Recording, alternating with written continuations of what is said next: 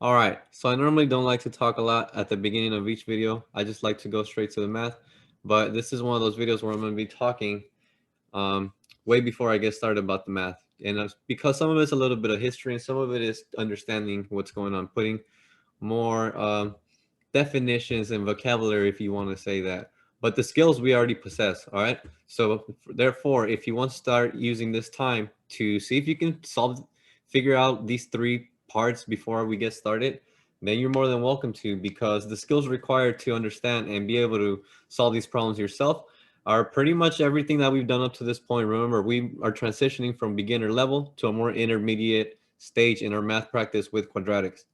Especially emphasize the videos that had to do with graphing and sketching quadratics. All right, and if you got that, oh, this should be a piece of cake for you. What makes it scary is when, for us mathematicians, is when they throw all these words and make it into word problems. That's what makes it scary. But if we know where to look and try to ignore most of this nonsense, if we just know where to look, we'll be in good shape. And if we know how to think about it, we'll be all right. All right, so little bit of history and a little bit of understanding. All right, so think for yourself. I want you to visualize this. Anytime somebody kicks a ball up in the air, what kind of path does it trace? What does it make? It does something like this. Ball goes in the air and goes back in the ground. All right, when you hit a golf ball up in the air, same kind of path, right? Something like that. When you shoot a basketball, same, it goes up and comes back down. So just think of those two ideas. What kind of shapes do those make? Do you recognize them? They look familiar. Yeah, they remind us of parabolas. And in fact, they are. This guy right here, you might be wondering, who is this guy in the right corner? He's Galileo. He's the person that proved that any projectile, meaning these parabolas are known as projectile motion, is definitely a quadratic. All right. So oftentimes students ask, what is the purpose or application of learning quadratics? And this is one of the most basic ones I can show you. All right, so three examples here. And like I said, ignore the words. I'm going to read them out loud to you. You don't need to write them down, but visualize the situation. All right, so the first one, Jared kicks a ball off the edge of a building, not up. I think that's the key, not up in the air, but just off. And I'll show you a picture of what that might be like. The height of the ball above the ground is represented by this equation, h of t equals 72 minus at squared.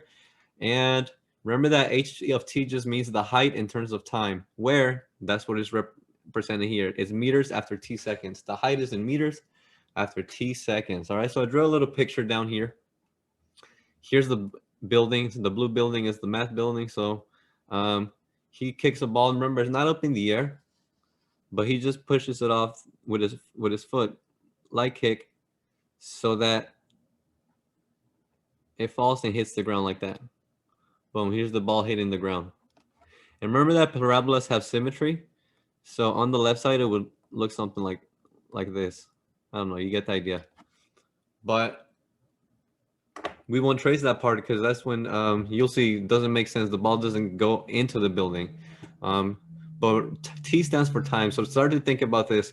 In our graph right here, this part of the wall of the blue building will be represented by the height axis.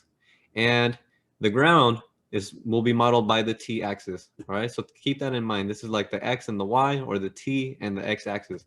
All right, that's the situation here. We want to use this parabola and represent it on the h of t plane. So our goal is to do that, but let's see in what steps we're going to do that. What is the height of the building? That's the first question. If you were able to figure it out, notice that it is at the vertex. That's the highest point in this case, and it is downward. So we know that that happens at the vertex, all right? And in this case, the vertex occurs where the something squared is equal to 0. And that is when x equals 0. Vertex when x equals 0 for this particular quadratic. Remember that the vertex changes the x value for each quadratic. In this case, it is that. And we know that it is even more. We know more information from that the point is going to be 0, comma 72. And I'm going to make a correction here. It is not x equals 0 in this case. Hopefully you caught that. And we're screaming at the TV or your phone. Like, hey, man, that should be t equals 0. If you did, great. You helped me figure it out. All right, cool. So that's pretty simple. We already know that's going to be not only our vertex, but our y-intercept. The way that I would do this next is I would immediately think to, even without reading the rest of the problem, to find the T intercepts. Or if you're thinking in terms of X, to find those down here. But it's probably not what's going to happen before. Let's see, how high above, that's what I would do, however. How high above the ground is the ball after 2 seconds? All right, so this is very simple problem. It just means what is the height after 2 seconds, or h of 2. So let's run, I don't have any space here. Let's do that down here somewhere. So we're going to say that 2a is asking what's the height after 2 seconds. The equation was 72 minus at squared. I will just rewrite it because it's no longer showing on the screen. And simplify it as fast as you can. I'm going to show a little bit of work. A times something squared is the way you should be evaluating that. And when you simplify that, you should get a 40. All right. So check that at your own pace. I see 72 minus 32. See if you got that. And height at t equals 2 seconds is 40. And remember, that also represents a point on the graph, 2 comma 40. All right. So we will use that towards our graph later. But good piece of information to know. At 2 seconds, the height is 40 meters. So that one is done. Next. Oh, like I said, this is what I would have done before that. When will the ball hit the ground? But I guess it doesn't matter the order as long as we do it all correctly. I guess this is number 1. I'll also fix that. Catching my mistakes at the moment while they happen. 1, and also it was 1. Oh, man. That was 1B, I believe. Cool, this is 1C. When will the ball hit the ground? And think of that, remember, it's when we're finding the t-axis. That means when the when y equals, or the height value equals 0. That's what we want to know. And the equation for h of t, we already know from here or from above. It is 72 minus at squared equal to 0. And we can easily solve this. Oh, my favorite type of equation. We're going to undo the minus something squared part. I will write it as 72 on the left side equals positive at squared. And remember, this is a times t squared. So we want to be careful how you undo this. We want to undo multiplying by 8. How do we undo multiplying by 8? We're going to divide both sides by 8 so that on the left side we get a 9. 72 divided by 8 is 9. And t squared. And then we know that t equals something squared equals 9. It's a plus or a minus 3. All right, cool. But remember, before we even move on and say, oh, we're going to have 2. Yes, we do have 2 t intercepts. But in the context of this problem, t stands for time, for seconds. Which one doesn't make sense? It is t equals -3. So we're just going to say t equals 3. All right. And even though we're still going to use it to graph, so 3 comma 0, it is right there. 3 comma 0. And remember, to show that it's not just a straight line, we're going to plot one more point, and that was the purpose of doing 2 comma 40. If this is 3 comma 0 and not drawn to perfect scale, but I'm going to try to estimate this really good. So 2 comma 40, remember that this is about 70. So 35 is about halfway there. So then that means that 40 is somewhere up here. I don't know. If you want to be more precise with that, then you make a graph that's taller than this. I don't have a lot of space here and I don't want to make one that's higher, because if I do that, it's going to be way more difficult for me to graph it. See, my hands get shakier and shakier down there. There we go. And that's the ball hitting the ground. Boom, right there at the T intercept. And this is the 0.2 comma 40. All right. And remember that we can see symmetry here. If this is 3 comma 0, this is -3 0. I would use this as a matching point or point of symmetry and say, all right, there it is. Cool.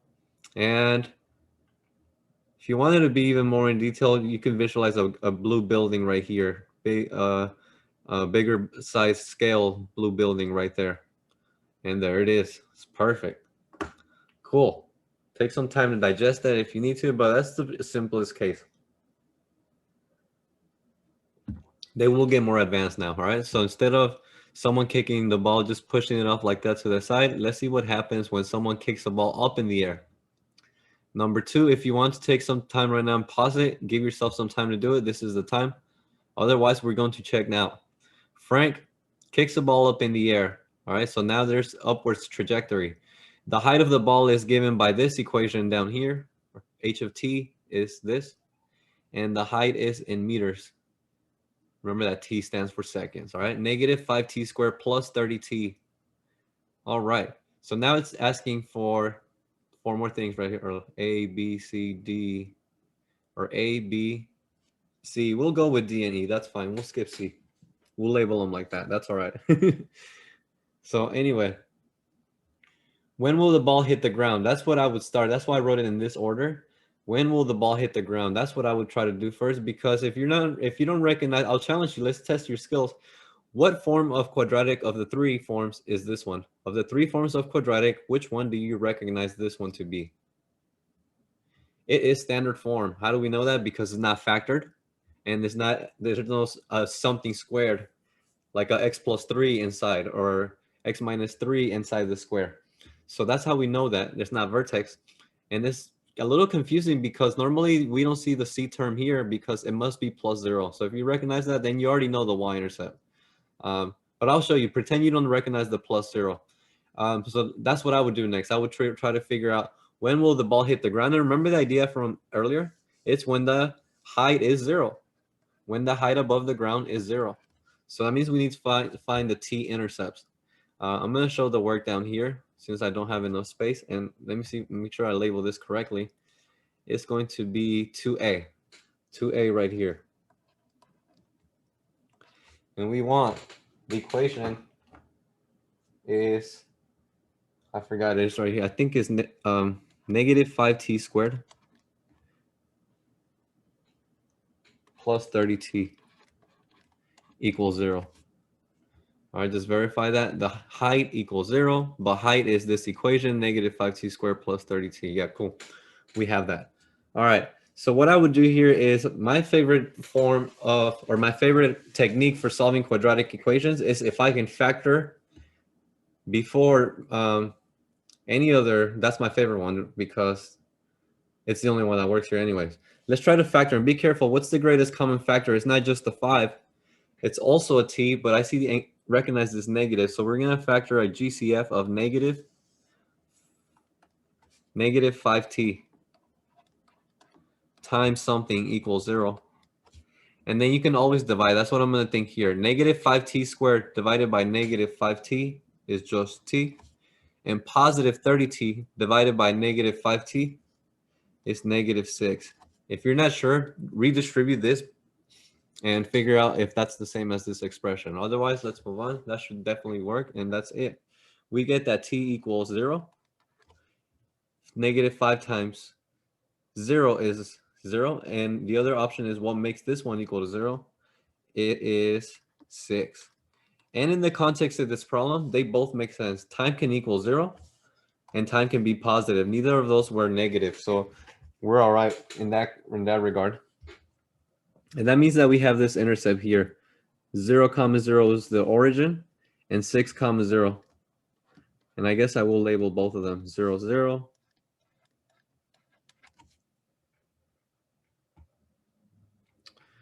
All right. Next thing is, we're done with that. When will the ball be 40 meters above the ground? Even though that's what is being asked of us to do next, what I would try to find next is the maximum height. Once I have once we know our 2 T intercepts, we can find the line of symmetry. But it seems like we're going to do that next anyway. So let's go into order. 2B is asking when will the height of the ball be 40 meters? So this is asking us now to solve this equation. H of t equals 40, not 0 as before, but now we want to know when the height is 40 above the ground. So we're going to say that negative 5t squared, that's the equation, plus 30t should now equal a 40. And it won't be as easy as this one, but it's still some type of factoring problem. Remember that for factoring, we want to make one side equal to 0. And we need to do that by undoing this positive 40. How do you undo that? By adding 40 to both sides. So, or subtracting, I'm sorry, negative 5t squared plus 30t minus 40 equal to 0. And same GCF as before, still fits. So it's going to be negative 5 times t squared Opposite of a positive is a negative 6t. Opposite of a negative is positive, and it's 8. Again, you could have also thought, what's negative 40 divided by negative 5?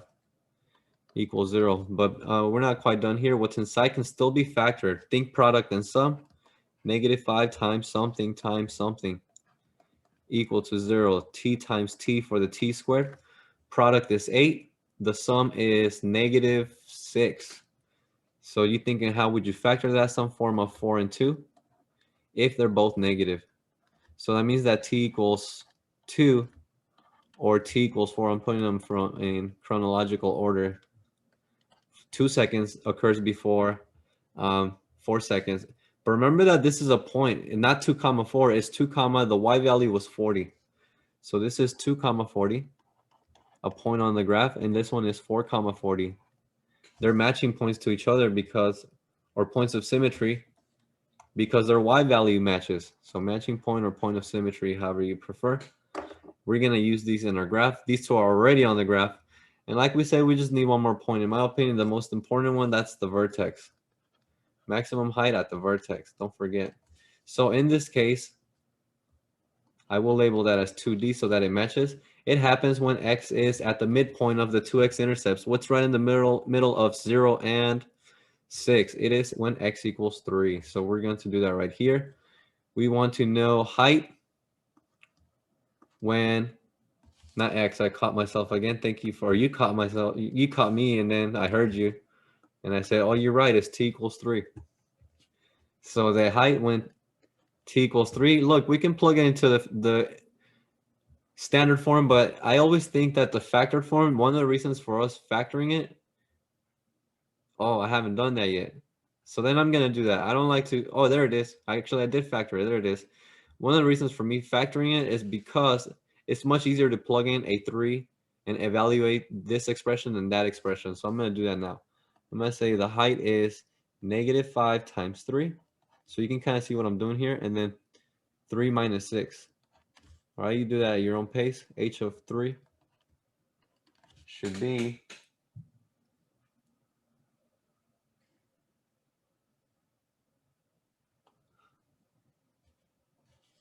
45. So negative 15 times negative 3 should be 45.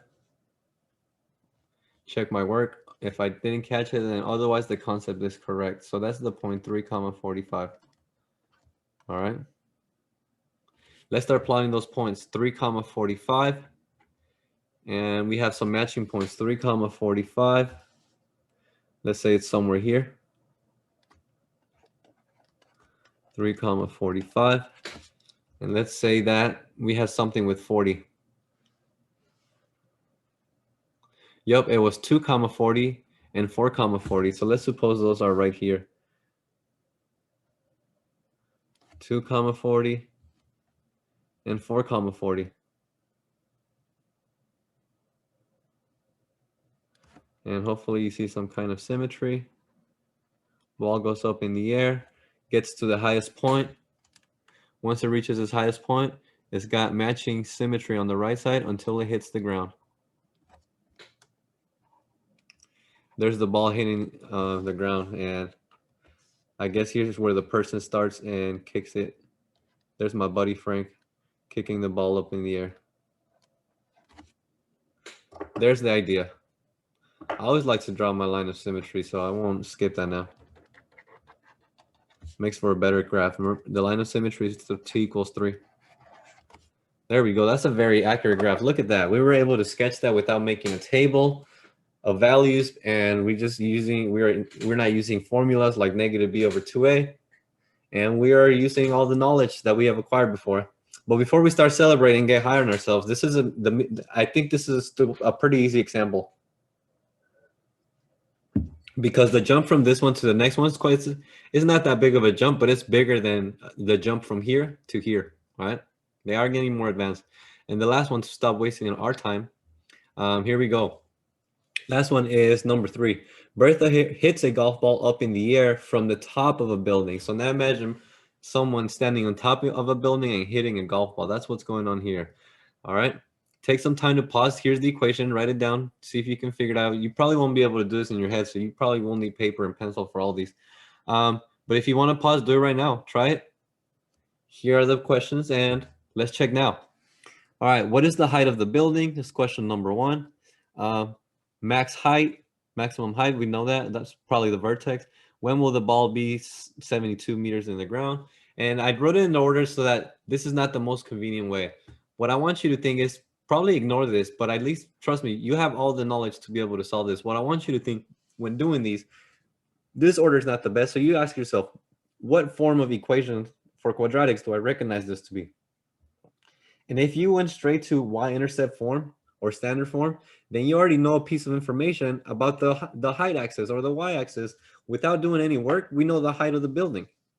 Letter A in this case was the easiest one, and that was made by design. So this is when t equals 0. And that gives us the height axis, which is 0.45. Boom, that's the height of the building. You'll see when all the picture comes together. I'll start plotting these later. But what I would do next is, all right, I already have the height axis. Let's solve for the T intercepts, all right? And I don't know which one this is. I'm just going to do it here. T intercepts occur when the height is 0, when h is 0. So the equation will now be 0 equals negative 9 t squared plus 36t. And I forgot what the y-intercept was 45. Plus 45. Let me verify that. But that's the equation we're trying to solve. That's right. Okay, so again, the main way to approach this is, do we recognize something in common? Is there a GCF? In this case, yes. And what is it? The greatest, not factor like 3, all right? Because 3 is a factor, but it's not the greatest. And also this a negative in front of our t squared. So the greatest common factor will be negative 9, not negative 9t, because 45 doesn't have a t factor, although 36 does. So negative 9 times something, and it is t squared. And 36, positive 36 divided by 9 is negative 4t. And positive 45 divided by negative 9 is negative 5, negative 5. There we go.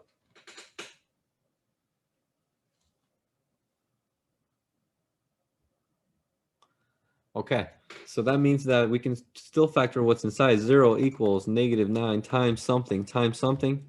Think product and sum. T times t for t squared. Product is negative 5. Sum is negative 4. Hopefully you're thinking some form of 5 and 1. And it is a negative 5 and plus 1. That should work. So that means that the t intercepts are either at negative 1 or t equals 5. And remember, in the context of this problem, one of them doesn't make sense. Which one does not make sense?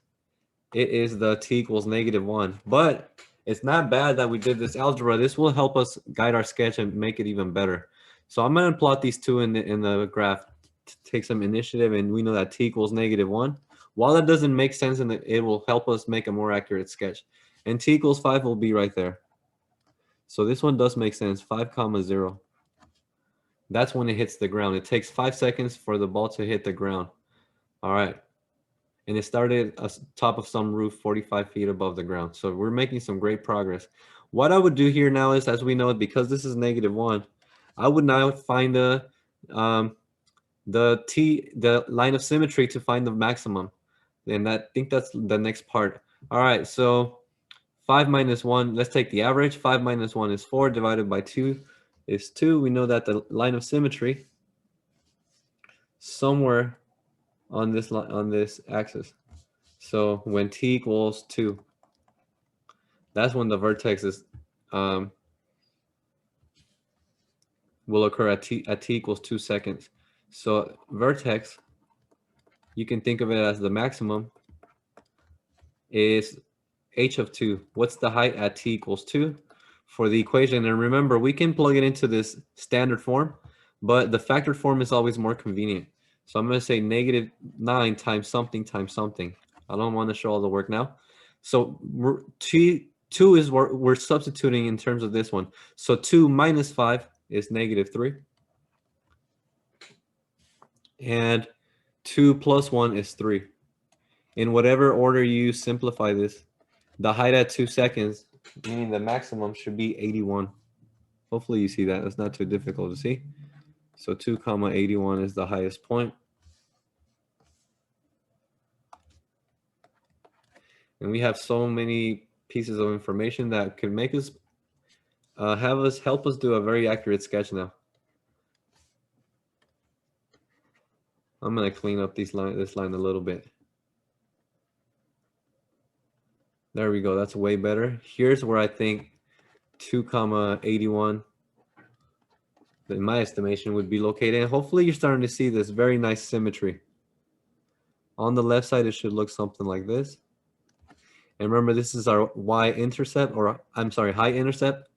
But remember that anything before that doesn't make sense in the context of this problem.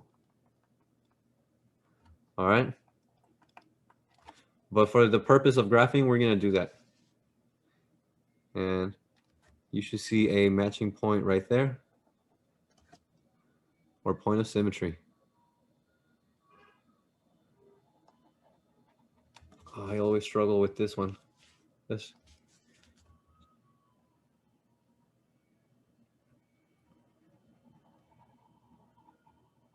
There we go. That's the ball hitting the ground. But remember that it doesn't go below the ground, so I'm going to draw that with dash line as well. The only path that we are responsible for this problem is this right here, just this part right here, right? I'm putting the dash lines to, again, so you can visualize that nice symmetry. But there it is. That's very beautiful looking graph, in my opinion. It started at 45 feet above the ground. And because this was 2 units from here to here, that's going to be a 4 comma 45. Notice how I didn't have to do any work. 4 comma 45. Sorry, not 0. And we got that matching point of symmetry. And at this point, I think we have 5 points labeled. I'm not going to label the -1 comma 0 because it's, remember that we don't think about it, but it is a point on the graph that made us give us an easier time doing this. All right. And I think we did this already. Did we find the maximum height? Yes, we did. Oh, I think there's one more question to answer. Okay, cool. Did we find when it hit the ground? We made a graph of h of t, but we have one more thing, all right? And that's probably as advanced as these problems will get. It says, when will the ball be 72 meters above the ground? So notice how here's already at 45 and here's at 81. So it's got to be somewhere in this little range right here. All right, so let's figure that out somewhere down here. We want to know that, in other words, when the height, when h of t equals 72, and see if you can solve that before I can. So the equation we want is h of t equals 72, which is going to be, see if I remember it, -9t squared plus 36t plus 45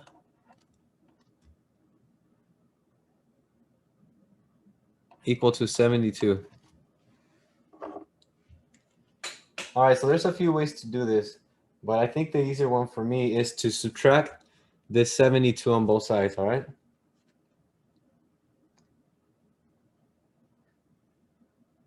Let's see what that will be. All right, so we will have, let me make some more space here, -9 t squared plus 36t. That part didn't change at all. But we will now do in our head, or do it however you want. 45 minus 72. What's 45 minus 72? Check my work. That should be -27 equal to 0. And now it becomes like the problems like we've done before. Let's factor out the greatest common factor is -9 times something equals 0. We should have t squared. 36 divided by -9 is -4t. -27 divided by -9 is +3. -9 times something is how you should be thinking about this one. T times t. Some form of 3 and 1 is going to make this product of 3 and this sum of -4. So we have, I think it's both negatives, both being negative and negative, yep. Which means that t equals 1 and t equals 3. but it's not the 1, 3. The y value was 72. So 1, 72, 1, 72, and 372. We can see them both on the graph right here. 1, 72, and 3, 72. And there's the matching point for that one. They're matching points. Now we label 7. Look at that. 7 points on the graph or whatever. Cool. So this is the main application of quadratics in terms of the word problems. There's one more or two that I will show you in this course, but that's a beginner, like intermediate to beginner level ones. This one's definitely intermediate level. All right. So hopefully you had fun in putting all these pieces of the puzzle together. Go enjoy the rest of your day or practice some more math, watch some more videos. But whatever you do, make sure you have fun doing it. All right. See you guys later or hear me in other videos soon. Thank you.